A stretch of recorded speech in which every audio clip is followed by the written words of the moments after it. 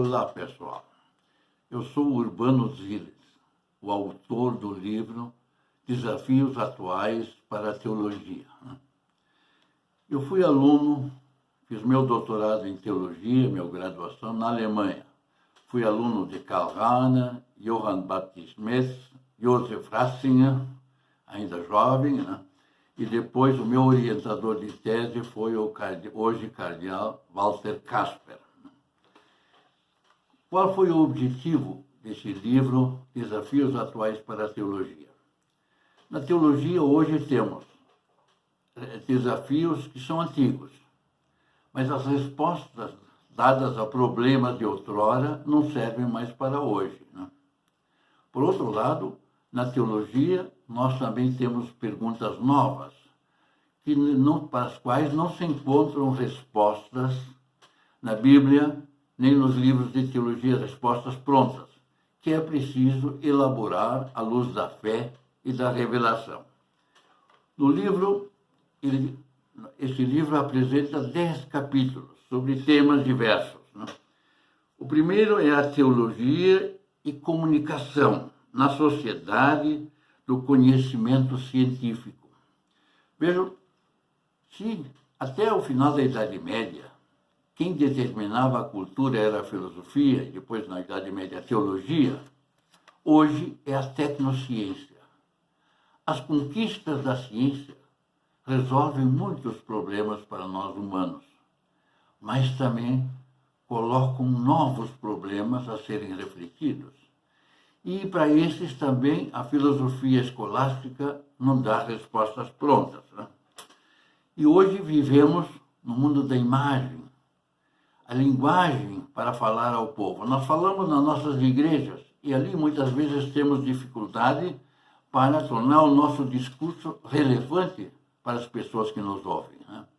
Mais difícil ainda é sair da igreja e falar para o mundo, como Paulo saiu da sinagoga e foi para a praça pública de Atenas. O segundo capítulo trata então exatamente da tecnociência e dos desafios atuais. Quais são esses desafios? Pois, se a tecnociência nos dá um poder muito grande, o homem quer tornar-se senhor da criação.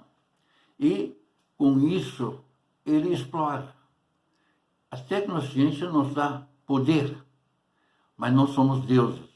É importante refletir também sobre as consequências, pois a tecnociência não muda só as mentalidades, ela muda nossas vidas, nossos valores, percebemos o mundo de outra maneira.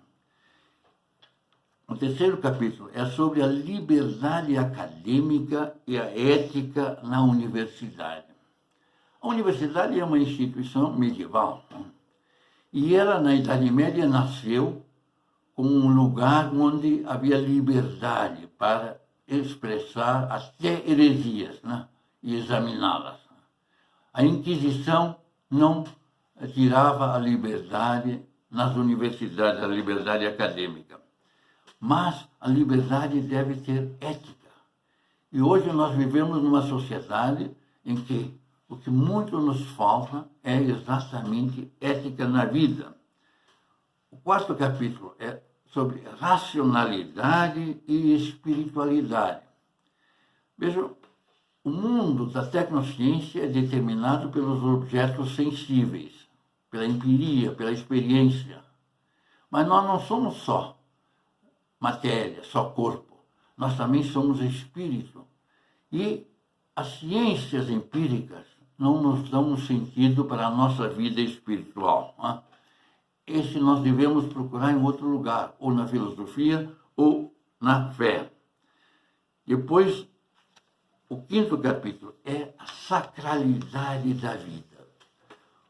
Hoje nós vivemos num mundo em que voltamos, de certa forma, uma barbárie. Desenvolvemos toda uma cultura da morte. É importante que a teologia reflita também sobre esta nova cultura e as consequências que a tecnociência traz para a vida. Um sexto capítulo é tão antigo como... Trata de um problema tão antigo como a própria humanidade. Reencarnação ou ressurreição.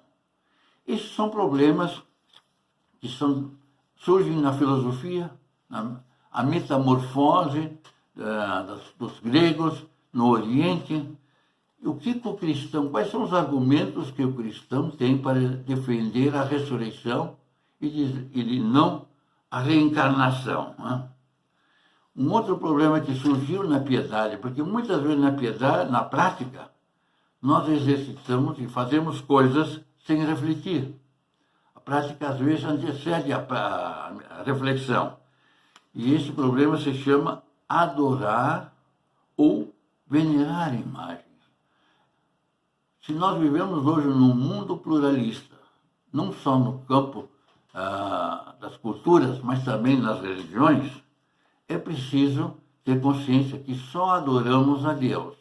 Imagens nós veneramos, mas não por aquilo que elas são, mas por aquilo que aqui elas indicam. E o sétimo capítulo, oitavo melhor, é lugar e veneração dos santos. A Igreja Católica muitas vezes parece dar mais importância a santos, piedades aos santos, do que a Cristo. É preciso recuperar o centro da vida da fé cristã. Não é um santo que nos salva, nem Maria, a mãe de Jesus. Quem nos salva é Deus. Ele é o Salvador. Por isso se fez carne e entrou na nossa história. Se tornou humano para que nós, humanos, nos tornemos cristãos. E um nono assunto que eu trato aqui é o perfil do teólogo em nossos dias. Eu fui durante muitos anos diretor da Faculdade de Teologia da Pontifícia Universidade Católica do Rio Grande do Sul, onde também estudam candidatos ao sacerdócio. E uma das preocupações sempre foi qual o padre a formar para o mundo de amanhã. O 10º capítulo é sobre o magistério dos bispos e o magistério dos doutores. Né?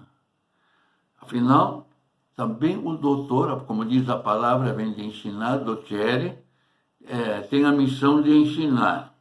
E por último, tem um capítulo que foi acrescentado na segunda edição do livro pela Paulus, que se ainda tem sentido as indulgências em nossos dias.